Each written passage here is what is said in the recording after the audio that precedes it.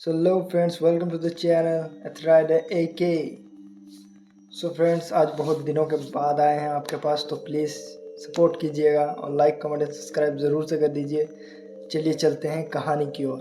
तो फ्रेंड्स, ये कहानी है उड़ीसा के भुवनेश्वर से, जहाँ के एक फ्लैट में एक लड़का और एक लड़की रहा करते थे, जो कि बहुत ही ज़्यादा होनहार और बहुत ही ज़्यादा अमीर भी थे। सो वो लोग हर अपने ऑफिस को काम करने जाया करते थे।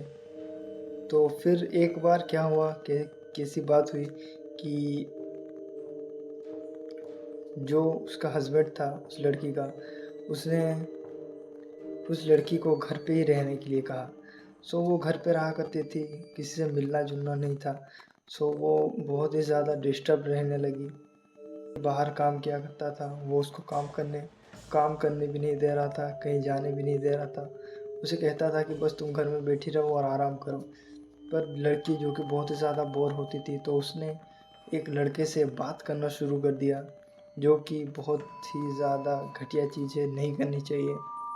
और वो लड़का जो कि उस लड़की से प्यार करने लगा था और उस लड़की का उससे चक्कर चलने लगा था, वो सब कुछ उसका पति एक दिन जान जाता है। पर उसे उस वक्त तक भी पूरा पता नहीं था। सो वो लोग जब एक दिन रूम में मिलने के लिए आए रहते हैं, उस वक्त उसके पति को पता चल जाता है और वो उस रूम में आता है। फिर वो उन दोनों को मार डालता है। वो उन दोनों को मार के उसी घर में दफना देता है, उसी फ्लैट में उसकी दीवार बना देता है, जो कि बहुत ही ज़्यादा हॉरिफाइंग था।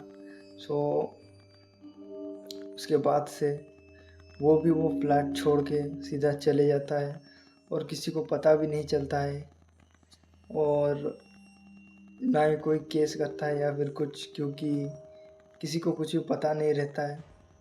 सो उसके बाद से सीधे 20 साल बाद वो लड़का तो वहाँ से चला गया था। अब वो फ्लैट खाली हो गया था और 20 साल से पता नहीं क्यों पर उस फ्लैट में कोई रह ही नहीं पा रहा था। सो कुछ कॉलेज के स्टूडेंट्स, जो कि भुवनेश्वर में कॉलेज करने आए थे, वो लोग सोचते हैं कि ये फ्लैट इतना खाली भी है और बड़े ही सस्ते दाम में उनको वो फ्लैट मिल रहा था। सो उस फ्लैट में वो लोग रह गए। मालिक से उन्होंने बात की और वो लोग वहाँ पर रहने लगे। फिर एक दिन की बात है, पहली रात जब वो लोग उस रूम में सोए हुए थे, कॉलेज से आके लोग थक गए थे पूरा, तो वो लोग उस रूम में सोए हुए थे। मुझे तो यार कहते हुए गूज़बम्स आ रहे हैं। मतलब बहुत ही ज़्यादा हॉरिफाइंग स्टोरी लग रही है, तो बहुत ही ज़्यादा हॉरिफाइंग स्टोरी है ये। तो मुझे बोलने में भी बहुत ही ज़्यादा गूज़बम्स आ रहे हैं। सो मैं ज़रा सा पसीना पोंछ लेता हूँ, वेट कीजिए। सो फ्रेंड्स, चलिए चलते हैं। मेरा वेट करने के लिए शुक्रिया। सो फ्रेंड्स, वो लोग उस दिन रात को सीधा सपने में देखते हैं कि उस दीवार के पीछे कुछ तो है, और एक हाथ निकल के सीधे उनकी ओर आ रहा है। वो लोग सपने में देखते हैं कि एक हाथ निकल के उसकी ओर आ रहा है और कह रहा है कि बचाओ बचाओ।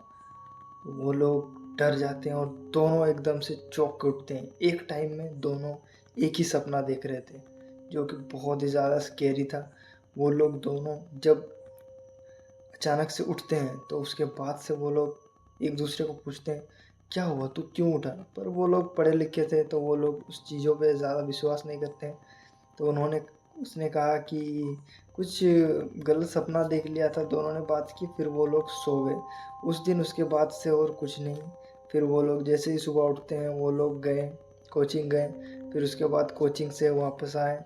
फिर वो लोग कॉलेज गए। कॉलेज से फिर वापस जैसे ही वो लोग शाम को आए, 8 बजे की ओर वो लोग घर पहुँचे।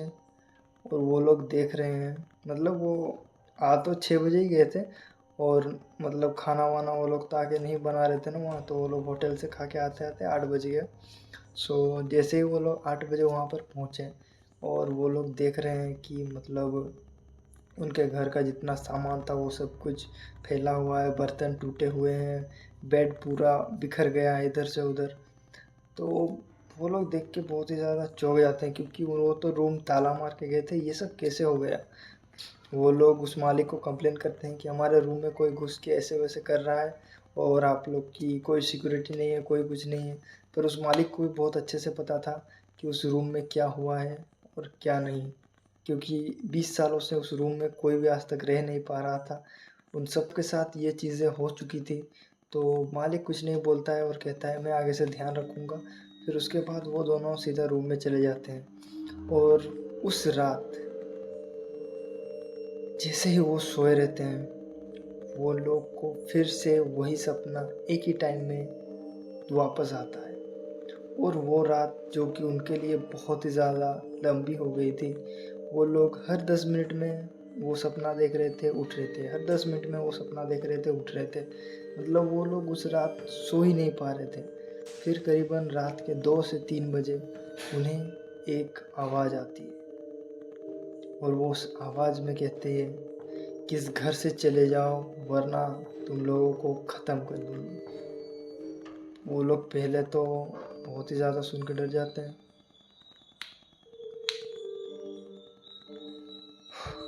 वो लोग बहुत ही ज़्यादा सुन के डरते हैं। फिर वो लोग हिम्मत करते हैं और उस आवाज़ से वो लोग पूछने की कोशिश करते हैं कि ये सब तुम हमें क्यों कर रही हो और क्यों बता रही हो।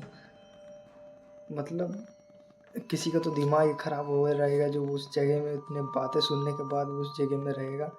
सो वो लोग उसको फिर वापस पूछ रहे हैं कि मतलब क्या है क्या नहीं। अगर भाई अगर एक बार चांस मिल रहा है तो जान बचा के भागो, उस जगह पे रहो मत। पर वो दो चूतिए जो थे वहाँ पर वो लोग उससे सवाल करने लगे। पढ़ा पढ़ा लिखा मतलब इतना भी माइंड ख़राब नहीं है मेरा जो मतलब पढ़ा लिखा हूँ, मतलब मैं उन चीज़ों पे विश्वास नहीं करता तो मैं कुछ अलग ही सोचूंगा। तो वो लोग सोच रहे हैं शायद से कोई माइक पे कुछ बोल रहा है और हमें डराने की कोशिश कर रहा है।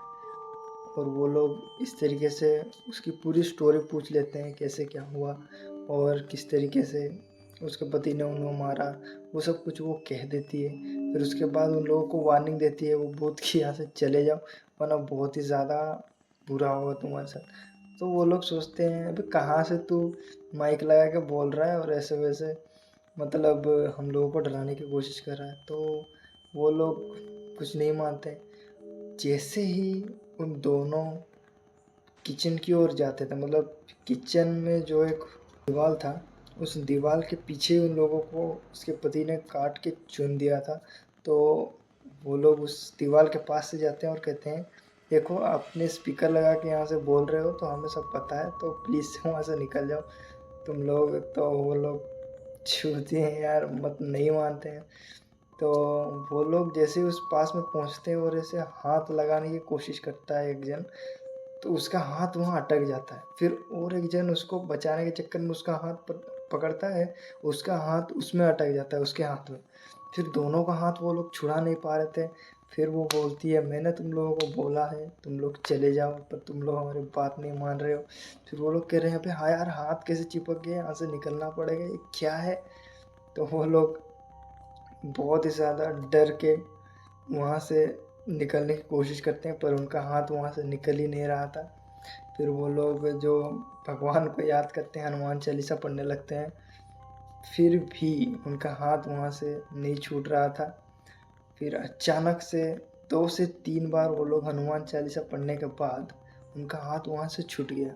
फिर जैसे ही वो लोग छूटा वो लोग तो बहुत ही ज़्यादा डर गए थे।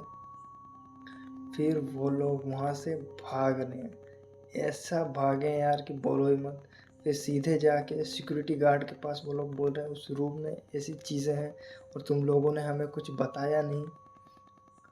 फिर सिक्योरिटी वाला भी कह देता है झूठ में कि मुझे तो कुछ पता ही नहीं था, मैं कैसे बताता। फिर वो लोग मालिक को कॉल करते हैं और ये सब चीज़ें बताते हैं। फिर वो मालिक उन लोगों को सच्चाई बताता है कि नहीं उस घर में 20 साल से रहने की बहुत लोगों ने कोशिश की है पर कोई भी रह नहीं पा रहा है। फिर वो तो चूतिए उस रूम में जाने से भी डरते हैं और सीधा भाग जाते हैं वहाँ से। मतलब अपना सामान वामान लिए बिना रातों रात फरार अपने गांव चले जाते हैं। फिर उसके बाद 2-3 महीने के बाद वो लोग फिर से आते हैं और कोचिंग ज्वाइन करते हैं, पर वो लोग उस रूम में नहीं रहते, अब दूसरे रूम में रहते हैं। तो बहुत ही ज़्यादा स्कैरी भी था और बहुत ही ज़्यादा कॉमेडी टाइप का भी था उनका स्टोरी। सो भुवनेश्वर से ही हमें उसी ने जिसने ये स्टोरी जिसके साथ हुई है उन्होंने ही हमें ये स्टोरी सेंड की थी, जिनका नाम था Akshay. So thank you Akshay हमें ये स्टोरी शेयर करने के लिए, और ऐसी नई नई स्टोरी जानने के लिए हमारे चैनल को सब्सक्राइब कर दें और बेल आइकन ऑन करें ताकि हमारी नई नई वीडियोस की नोटिफिकेशन आपके पास पहुंचती रहे। सो आज का वीडियो यहीं पर एंड करते हैं। Thank you so much for watching. Bye.